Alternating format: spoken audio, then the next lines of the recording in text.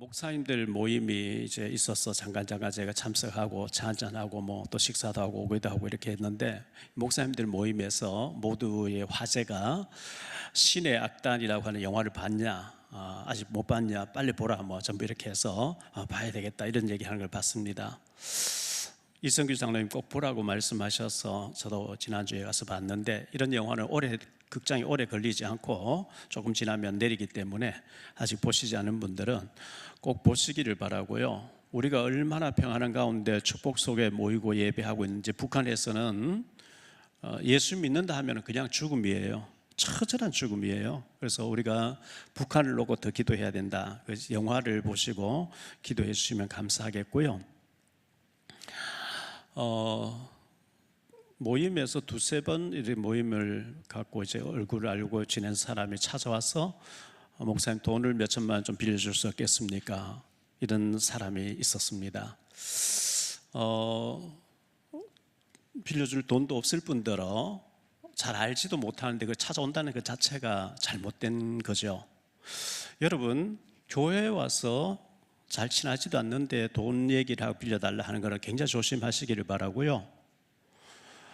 그분이 가까운 가족, 친척, 친구, 직장 동료 다 빌리다가 안 돼서 가지고 교회에 와서 잘 알지도 못한 교회에서 돈 빌려 하는 게 아니겠습니까?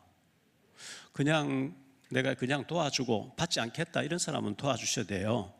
근데 그냥 꼭 주겠다는 말만 믿고 했다가 못 받는 이런 사고를 너무 주변에서 많이 보는 거죠. 그래서 교회 와서 은혜 받고 기도하고 예배드리고 우리가 영적으로 충만해야 되는데, 돈 빌리려고 하고 사람 자꾸 이상하게 사귀려고 하는 조심해야 되고요. 그런 것 때문에 우리가 실족당하는 사람이 있으면 안 되기 때문에 그렇습니다. 오늘 말씀 자기를 높이는 자와 자기를 낮추는 자, 이런 제목으로 말씀을 드리려고 하는데요. 지난 1월 5일자 조선일보 신문에 한 페이지가 이렇게 나왔어요. 김윤덕 기자가 만난 사람, 평사원에서 회장 자리까지 셀러리맨 신화, 이렇게 해서 한 페이지 나왔는데 제가 흥미롭게 읽었고 또 스크랩을 해놨습니다. 이분이 HD 현대를 부활시킨 건호갑 명예회장인데요. 이분이 이제 47년 동안 14번을 진급을 했다 그래요. 현대 오일을 맡아가지고 오일 업계 1위를 만들었는데 2014년도에 현대중공업을 사장으로 발령받고 완전히 망가져 있는 회사를 영업 손실만 5억 원씩 이렇게 5조 원씩 나는 회사 전체 금액이 7조 원이었는데 한 10년 동안에 160조 원으로 가치를 올리는 그런 능력을 발휘해서 평사원 출신이면서 명예회장 자리에까지 올라가 있는 그런 권오갑 회장님의 얘기를 진지하게 제가 잘 읽었습니다. 이분이 해병대 장교 출신으로 회사 사무실 제일 중요한 자리, 잘 보이는 데다가 또 가정에 들어가면 집에 제일 중요한 자리, 보통 이제 소파 앉으면 TV 보이는데 그런 자리 아니겠어요? 거기에 해병대 옷하고 모자하고 군화, 워카 군화를 딱 뒀다는 거예요. 그만큼 해병대에 대한 자부심과 그 대단하더라고요.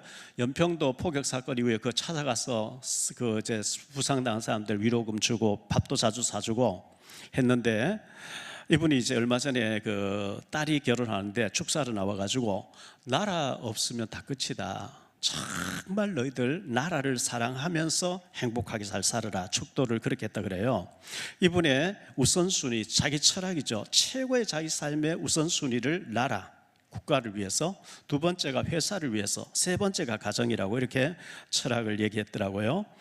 해병대 간부들하고 이제 가까이 지내면서 자주 밥도 같이 먹고 하면서 이분이 부탁하기를, 만약에 전쟁이 터지면, 전쟁이 일어날 것 같으면 나 같은 사람이 다시 재입대할 수 있는 방법을 좀 알려달라, 이렇게 얘기했대요. 나 같은 사람이 살 만큼 살았는 사람이 일선에 나가서 전투하다가 죽고, 젊은 사람이 그 다음에 전투를 해서 이기도록 해야 될 게 아니냐. 나라를 위해서 죽는 것을 난 최고의 영광을 알겠다. 그런 얘기를 들으면서 참 애국자구나, 저는 그렇게 생각했습니다. 정말 나라를 사랑하고 애국자구나, 이런 생각을 했거든요. 얼마나 나라를 사랑하면 제일 자기 사무실과 집의 중요한 자리에 해병대 옷을 군화를 두고 재입대해서 나라를 위해서 희생하겠다 이런 얘기를 했겠습니까? 전에 이제 국회의원이었고 감사원장이었던 최재형 장로님 만나서 전에 자주 이제 식사도 같이 하고 기도회도 하고 이렇게 했었는데, 그분은 입양했고 가족들 모였다면 회의하기 전에 애국가를 4절까지 부르고 했다는 걸 너무나 잘 알려진 얘기죠. 그런가 포항제철을 일으켰던 박태준 전 회장님, 한때 정치인으로 정당 대표도 했던 분인데, 이분이 죽고 난 뒤에 자기 회사 포스코 주식을 하나도 안 가지고 있는, 그러면서 굉장히 정말 나라를 위해서 헌신한 이런 사람들, 제가 가난 농군학교에 예전 신학교 다닐 때 훈련 받으러 간 적이 있었는데, 가난 신림 강원도 원주 신림 거기 가난 농군학교에 농군학교 일으켰고 새마을 운동 일어나게 만들었던 원조격인 김용기 장로님이 새벽에 2시간 동안 일어나서 국가를 위해서 기도하고 저녁에도 2시간 동안 국가를 위해서 기도했던 이런 분들 때문에 우리 대한민국이 이렇게 유지되고 있는 게 아닌가 이런 생각을 하고요. 테슬라의 일론 머스크라는 사람이 신문에 지금 나오죠. 이분이 말하기를 지금 지구상에서 제일 먼저 소멸될 나라가 대한민국이라는 거죠. 애를 안 낳으니까 북한에서는 전쟁할 필요 없어, 가만히 있다가 그냥 걸어 들어오면 돼. 왜 한국에는 사람 자원이 없어. 이렇게 심각한 것을 몇 번씩이나 얘기한 것을 들어볼 때 참 위기를 만났구나 이런 생각 들고요. 젊은 사람들 빨리 결혼해가지고 애를 다산의 축복을 받아야 되고요. 생육하고 번성하고 다스리 정보가 충만하라 했는데 참 안타깝습니다. 다시 대한민국이 일어나게 되기를 간절히 소망하고요. 정근모 전 장관님, 장로님이 만날 때마다, 기도할 때마다 초인류 대한민국을 일으켜야 된다. 그리고 절대 불가능하지 않다. 우리 예수 믿는 사람만 똑바로 정신 차리고 회개하면 세계에서 초인류 대한민국이 된다. 이런 얘기를 늘 하셨는데, 지금 전 세계가 한류 문화를 통해서 야단이잖아요. 정말 이것을 이어가기 위해서는 다산의 바람이, 생육과 번성하는 다산의 바람이 불어야 될 것이고, 더 기도해서 우리가 잘 사는 나라 되기를 바랍니다. 목사님들 만나서 얘기를 들어보니까 60년대 70년대에 기도원이 그렇게 많이 생기고 명절이나 뭐 중요한 때가 되면 기도원에 가서 금식 기도하면서 그렇게 울부짖고 많이 했는데, 80년대에 들어오면서 성경 공부한다, 제자 훈련한다 하면서 지식적으로는 많이 하는데 기도 운동이 사라졌다는 거예요. 기도 운동 사라지면서 교회들마다 막 줄기 시작했다는 거예요. 기도 외에는 다른 종류가 없는 줄 믿습니다. 기도해야 되는 거죠. 정말 우리가 국가를 놓고도 기도해야 되고, 개인을 위해서도 기도해야 되고, 하나님 나라를 위해서 기도해야 되고. 오늘 말씀 3가지로 말씀드리려고 하는 첫 번째, 사람들은 높아지는 것을 좋아합니다. 뭐 너나 할 것 없이 사람들이 인정해주고 높여주면 좋죠. 바벨탑을 샀던 사람들 있죠. 바벨탑을 쌓았거든요. 창세기 11장 1절로 9절인데요. 온 땅에 언어가 하나요 말이 하나였더라. 이에 그들이 동방으로 옮기다가 신할 평지를 만나 거기 거루하며 서로 말하되, 자, 벽돌을 만들어 견고히 굽자 하고, 이에 벽돌로 돌을 대신하여 역정으로 진흙을 대신하고, 또 말하되, 자, 성읍과 탑을 건설하여 그 탑 꼭대기를 하늘에 닿게 하여 우리 이름을 내고 온 지면에 흩어짐을 면하자 하였더니, 여호와께서 사람들이 건설하는 그 성읍과 탑을 보려고 내려오셨더라. 여호와께서 이르시되, 이 무리가 한 족속이여 언어도 하나이므로 이같이 시작하였으니 이후로는 그 하고자 하는 일을 막을 수 없으리로다. 자, 우리가 내려가서 거기서 그들의 언어를 혼잡하게 하여 그들이 서로 알아듣지 못하게 하자 하시고, 여호와께서 거기서 그들을 온 지면에 흩으셨으므로 그들이 그 도시를 건설하기를 그쳤더라. 그러므로 그 이름을 바벨이라 하니, 이는 여호와께서 거기서 온 땅의 언어를 혼잡하게 하셨음이니라. 여호와께서 거기서 그들을 온 지면에 흩으셨더라. 바벨탑, 하늘 꼭대기까지 탑을 쌓아보자. 무너질 탑이거든요. 그리고 우리 이름 내자. 이게 교만이죠. 그래서 하나님의 언어를 혼잡하게 해서 지금 지구상에 7,000가지 정도 언어가 있다는데 우리가 외국어 배우려고 애쓰는데 그렇지 않았으면 얼마나 좋았겠습니까? 인간들은 하나님을 떠나면 내 이름을 내려고 하고 교만해지고 이렇게 하게 돼 있습니다. 그 다음 생각할 말씀은 하나님께서 축복하시면 높은 자리를 주시게 됩니다.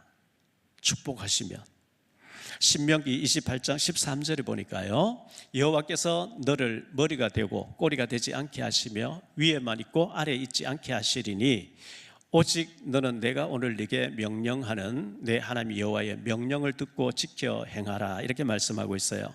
신명기 28장에 보면 하나님 말씀 잘 순종하면 머리가 되고 꼬리가 되지 않게 하시고 위에만 있고 아래에 있지 않게 하시고 꾸어줄지언정 꿇어가지 않게 하시고 이렇게 하나님께서 축복해 주시겠다고, 성읍에서도 복을 받고 들에서도 복을 받게 하시겠다, 높은 자리 주시겠다, 이렇게 말씀했어요.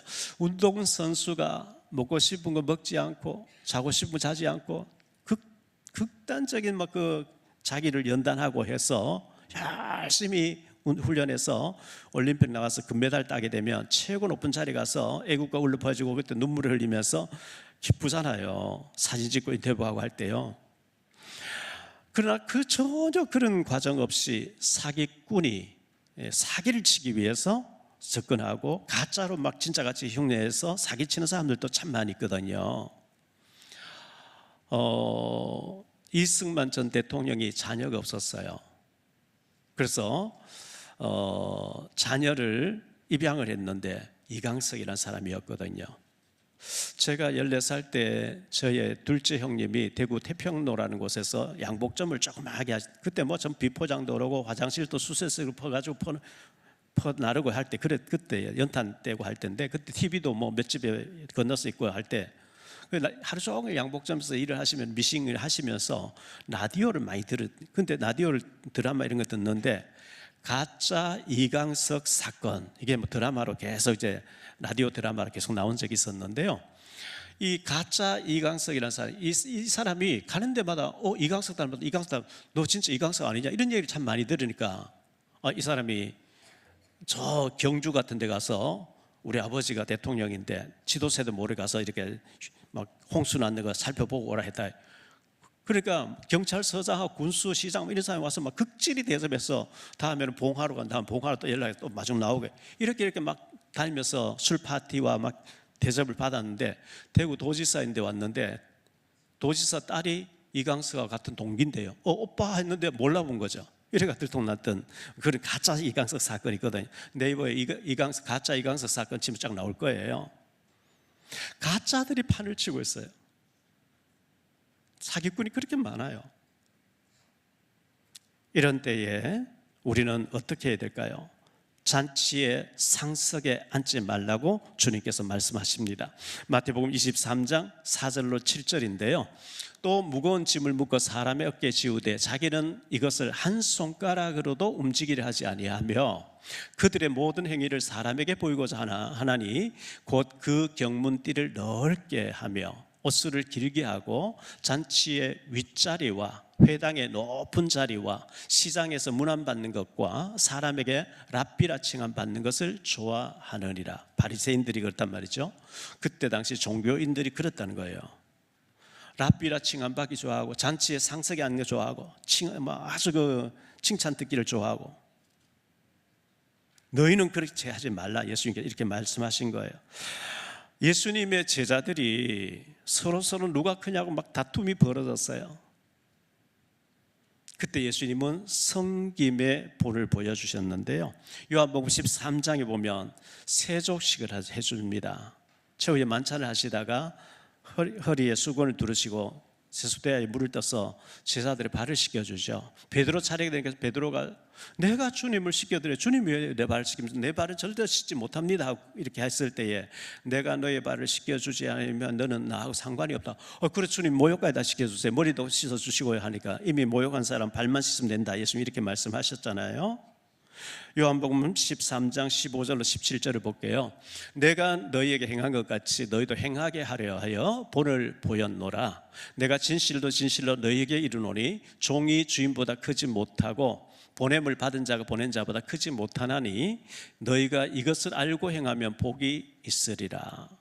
너희도 이렇게 하라고 본을 보여서 내가 이렇게 했다, 이렇게 말씀하고 있어요. 낮은 자리에서 섬기는 자가 복이 있습니다. 제가 신학교 다닐 때 들었던 얘기인데요, 서초동에 사랑의 교회라고 있었죠. 옥한훈 목사님 지금 고인이 되셨는데요, 모든 사람 존경받는 옥한훈 목사님이라고 계셨죠. 이분이 치안 본부장, 요즘은 뭐 경찰청장 뭐 이렇게 부르지, 그때는 치안 본부장이라고 그랬어요. 경찰 최고 책임자가 그 교회에 나왔대요. 그래서 장로님 되시라고 하니까 내가 은퇴하고 난 뒤에 한가할 때 하겠습니다. 지금 너무 바빠서 못합니다. 근데 당신이 은퇴하고 할 일 없을 때는 하나님도 영광 안 받으셔. 지금 바쁠 때 하시라고. 그래가 거절하다가 이제 맡게 됐는데, 치안 본부장이면요 경찰 총수인데 나가면 막 교통을 다 통제하면서 통과할 정도로 그런 집이 있는 분인데, 주일날 아침 일찍 나와서 밀대를 가지고 화장실 청소하고 이렇게 한다는 거예요. 그러니까 아주 높은 분이 그렇게 섬기니까 더 빛나는 거죠.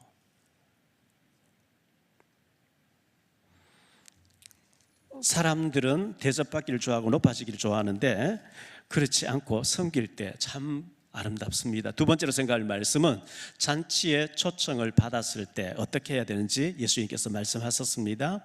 우리 주변에 잔치가 많이 있잖아요. 초대받아서 꼭 가야 될 때 가야 되거든요. 높은 자리를 택하는 사람들이 있어요. 초대받아서 높은 자리, 좋은 자리, 상석. 7절로 9절을 봅니다. 청함을 받은 사람들의 높은 자리 택함을 보시고 그들에게 이 비유로 말씀하여 이르시되 네가 누구에게나 혼인잔치에 청함을 받았을 때에 높은 자리에 앉지 말라. 그렇지 않으면 너보다 더 높은 사람이 청함을 받는 경우에 너와 그를 청한 자가 와서 너더러 이 사람에게 자리를 내주라 하리니 그때에 네가 부끄러워 끝자리로 가게 되리라. 이렇게 주님께서 말씀하셨어요. 우리 주변에 정치인들이 높은 자리 차지하겠다고 막 싸우고 다투고 얼마나 치열하게 하는 것을 우리는 많이 보게 됩니다. 교계에서도 마찬가지예요. 총회장 누가 될 거냐, 노회장 누가 될 거냐 막 이래가지고 얼마나 치열하게 상대를 막 비난하고 하면서 저 자리 그렇게 좋을까? 저는 그런 자리 전혀 관심이 없습니다. 어쩌다가 제가 이제 8천만 민족복음화 인천 본부장을 맡게 됐는데 1년 정도 자리를 가지고 있다가 내려놓고 그렇게 할 생각을 가지고 있고요. 어떤 분 보니까 매일 아침부터 저녁까지 계속 이 모임 저 모임 막 저는 하루 무슨 모임에 갔다 오면 일주일 동안 바빠요. 밸런스 깨지니까.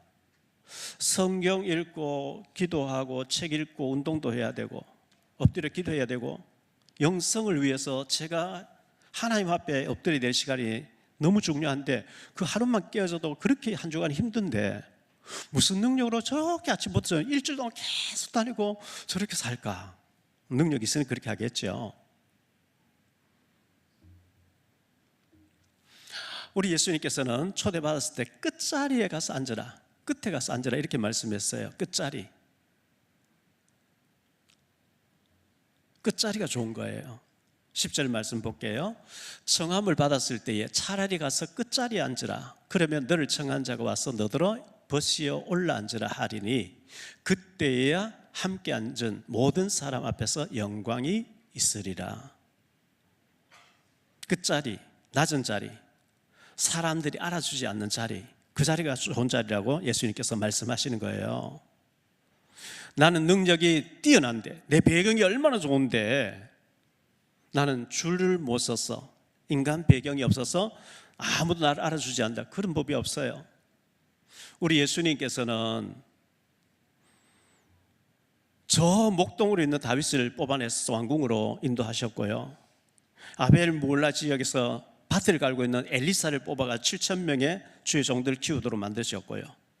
감옥에서 무기수로 살고 있는 요셉을 총리 수상으로 세우신 하나님 인사이동 심기는 전문가이기 때문에 저와 여러분이 하나님 앞에 인정받는 사람 되시기를 축원합니다. 높이는 자는 낮아지고 낮추는 자는 높아지리라. 예수님께서 이렇게 말씀하셨어요. 높아지는 자는 낮아지게 되고 낮추는 자는 높여주신다. 11절 말씀 볼게요. 무릇 자기를 높이는 자는 낮아지고 자기를 낮추는 자는 높아지리라. 마태복음 23장 12절에 보니까요, 누구든지 자기를 높이는 자는 낮아지고 누구든지 자기를 낮추는 자는 높아지게 된다고 말씀합니다. 누가복음 18장 9절로 14절을 보겠습니다. 또 자기를 의롭다고 믿고 다른 사람을 멸시하는 자들에게 이 비유로 말씀하시되, 두 사람이 기도하러 성전에 올라가니 하나는 바리새인이요 하나는 세리라. 바리새인은 서서 따로 기도하여 이르되, 하나님이여, 나는 다른 사람 곧 토색, 불의, 간음을 하는 자들 같지 아니하고 이 세리와도 같지 아니함을 감사하나이다. 나는 일회에 2번씩 금식하고 또 소득의 11조를 드리나이다 하고, 세리는 멀리 서서 감히 눈을 들어 하늘을 쳐다보지도 못하고 다만 가슴을 치며 이르되, 하나님이여 불쌍히 여기소서, 나는 죄인이로소이다 하였느니라. 내가 너희에게 이르노니 이에 저 바리새인이 아니고 이 사람이 의롭다 하심을 받고 그의 집으로 내려갔느니라. 무릇 자기를 높이는 자는 낮아지고 자기를 낮추는 자는 높아지리라 하시니라 그랬어요. 이 바리새인은 자기를 일에 2번씩 금식하면 나는 11조 드립니다, 나는 저 세리와도 같지 않습니다, 막 자기를 자랑하고 자기를 높였는데 하나님은 아니라고 한 거예요.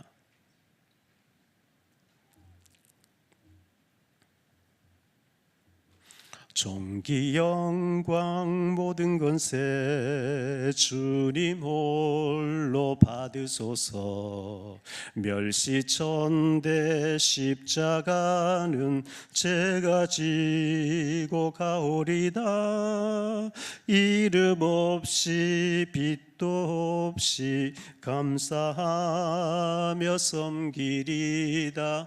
이름 없이 빛도 없이 감사하며 섬기리다. 세 번째로 생각할 말씀은요, 성경 전체의 가르치는 진리가 있습니다. 성경 전체가 가르치는 진리가 뭘까요? 죽으면 많은 열매를 맺게 된다는 사실입니다. 요한복음 12장 24절이죠. 내가 진실로 진실로 너희에게 이르노니 한 알의 밀이 땅에 떨어져 죽지 아니하면 한 알 그대로 있고 죽으면 많은 열매를 맺느리라. 요한복음 6장에 보면 보리 5개 물고기 2마리 어린 아이 도시락, 간식 도시락이 있었는데 그 아이가 혼자서 저 구석에 가서 지 혼자 먹으면 혼자서 그저 허기를 메울 수 있는 끼니 해결은 됐겠죠. 굴물 각오하고 드렸더니 예수님이 축복하시고 축사하시고 난 뒤에 떼주니까 여자와 아이들 외에 남자 장정만 5,000명이 먹고 12바구 거두는 놀라운 역사가 일어난 거죠. 한 사람의 희생이 그런 놀라운 폭발적인 역사가 일어났거든요. 고린도전서 15장 36절에 보니까 어리석은 자여 네가 뿌리는 씨가 죽지 않으면 살아나지 못하겠고 죽어야만 살아난다. 갈라디아 2장 20절 내가 그리스도와 함께 십자가에 못 박혔나니 그런 즉 이제는 내가 사는 것이 아니요 오직 내 안에 그리스도께서 사시는 것이라. 이제 내가 육체 가운데 사는 것은 나를 사랑하사 나를 위하여 자기 자신을 버리신 하나님의 아들을 믿는 믿음 안에서 사는 것이라. 지난주에도 불렀습니다마는 예수님처럼 바울처럼 그렇게 살 순 없을까? 남을 위하여 당신들의 온몸을 온전히 버리셨던 것처럼 주의 사랑은 베푸는 사랑, 값없이 거저주는 사랑. 그러나 나는 주는 것보다 받는 것 더욱 좋아하니 나의 입술은 주님 닮은 듯하나 내 맘은 아직도 주하여 받을 사랑만 계수하고 있으니 예수여 나를 도와주소서. 너무나 찔리는 찬송이고 이게 바로 내 모습이 아닐까. 주는 것보다 받는 것 좋아하고 생색내기 좋아하는 내 모습이 아닐까. 그렇게 회개합니다. 죽어야 되는데 잘 안 죽어져요. 나의 고집이, 나의 성질이, 나의 혈기가, 나의 옛사람이 잘 안 죽어져요. 으뜸이 되고자 하면 마태복음 20장 26절로 28절입니다.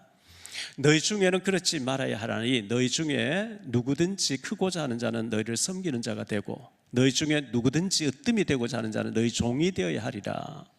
인자가 온 것은 섬김을 받으려 함이 아니라 도리어 섬기려 하고 자기 목숨을 많은 사람의 대속물로 주려 함이니라. 으뜸이 되고 싶으냐? 말자가 되라. 그 자리에 가 있어라. 이게 하나의 방법이라고 이렇게 말씀하고 있어요. 섬김을 받고 싶으냐? 섬기는 자가 되라. 이렇게 말씀하시는 거예요. 어린 아이처럼 낮추는 자, 그런 사람이 복이 있다 이렇게 말씀했어요. 마태복음 18장 4절에 보니까요, 그러므로 누구든지 어린아이와 같이 자기를 낮추는 사람이 천국에서 큰 자니라. 마태복음 18장 1절로 5절을 한번 보죠. 그때의 제자들이 예수께 나와 이르되 천국에서는 누가 크니가? 예수께서 한 어린 아이를 불러 그들 가운데 세우시고 이르시되 진실로 너희에게 이르노니 너희가 돌이켜 어린 아이들과 같이 되지 아니하면 결단코 천국에 들어가지 못하리라. 그러므로 누구든지 이 어린 아이와 같이 자기를 낮추는 사람이 천국에서 큰 자니라. 또 누구든지 내 이름으로 이런 어린 아이 하나를 영접하면 곧 나를 영접함이니 이렇게 말씀했어요. 어린 아기가 몇 살짜리를 예수님이 이렇게 세우셨는지 모르겠어요. 예를 들어서 몇 개월, 6개월 된 아이를 세웠다고 하면 어린 아이는 자기 스스로 뭘 할 수 없어요. 젖병도 물려줘야 되고 기저귀도 갈아줘야 되고 예방주사도 맞춰줘야 되고 자기 힘으로 못해요. 내가 모든 일을 하는데 내가 하는 게 아니고 하나님 주시는 힘으로 하게 된 줄 믿습니다. 자기를 부인하는 자, 그 사람이 큰 자라는 거예요. 12제자, 12사도 중에서 세리 마태라는 사람이 있었죠.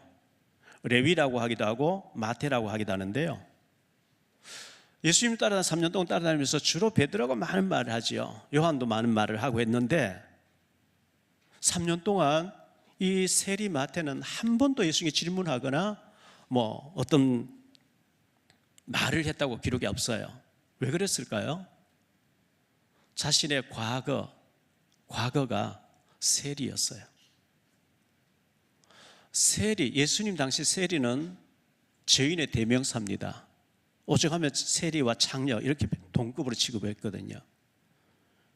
돈을 빙땅하고 너무너무 그 죄인의 대명사이기 때문에 자신의 과거를 부끄러우니까 일절 말없이 따다닌 것 같아요.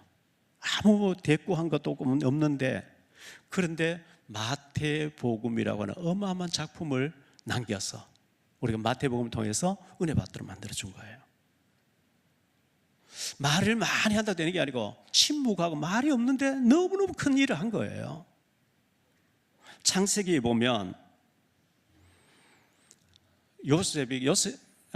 야곱이 외삼촌 집에 20년 동안 피신을 가 있으면서 외사촌 라헬을 연애해서 사랑하죠. 7년 동안 무보수로 섬기고 7년 후에 결혼하게 해달라. 근데 외삼촌이 레아를 언니를 줘요. 동생을 놔두고. 그리고 우리 지방에서는 언니를 두고 동생부터 보내는 법이 없다. 일주일만 기다리면 내가 라헬도 주겠다. 그 대신 레아를 위해서 7년 또 무보수로 일을 해라. 14년 동안 사기당한 거죠. 근데 이 언니와 동생이 서로 남편을 차지할 몸종을 준단 말이죠.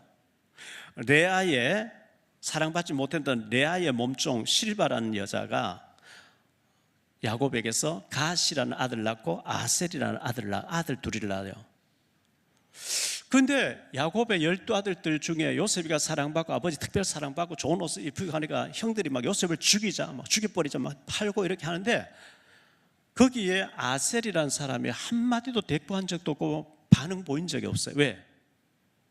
나의 어머니는 몸종 출신이고 자기 자신을 주제 파악을 하니까 다른 정통의 형제들처럼 주장하거나 죽이자 뭐 이렇게 하지 한마디도 한 적이 없는데 창세기 49장 20절에 야곱이 죽을 때에 아셀에게 이렇게 얘기합니다. 아셀에게서 나는 것은 기름진 것이, 기름은 풍요를 말합니다. 그가 왕의 수라상을 차리리로다. 왕은 아무 음식이나 안 먹어요. 박정희 전 대통령이 식사할 때 유경수 여사 먼저 도각이 들었는지 안 들었는지 미리 먹어봤다고 뭐 이런 얘기가 전해지고 있죠. 신명기 33장 24절 27절에 보니까 모세가 죽을 때 12지파의 축복을 얘기하는 가운데 아셀에 대하여는 일렀으되 아셀은 아들들 중에 더 복을 받으며 그의 형제에게 기쁨이 되며 그의 발이 기름에 잠길지로다. 내 문빗장은 철과 옷이 될 것이니 네가 사는 날을 따라서 능력이 있으리로다.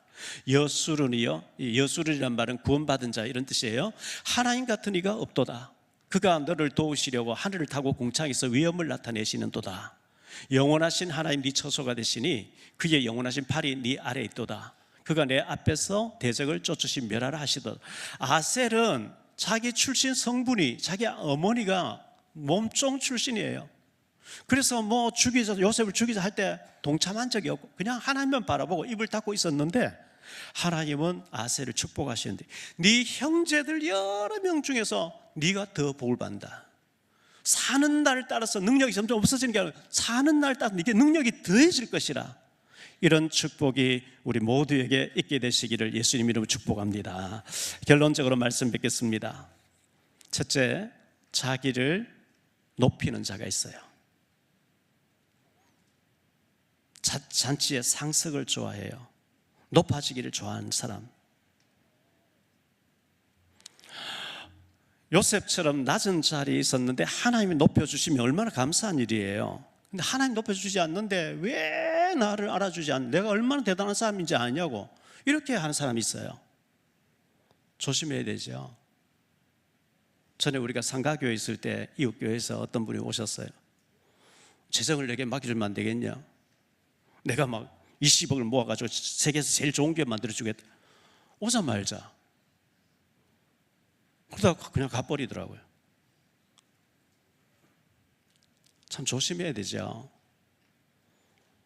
얼마 전에도 나는 수백 경을 가졌는데 뭐 수십조가 아니고 수백 경을 가졌는데 내가 막 이 교회를 멋지게 해줄 테니까 그런 말은 그렇게 하는데 헌금은 안 해요.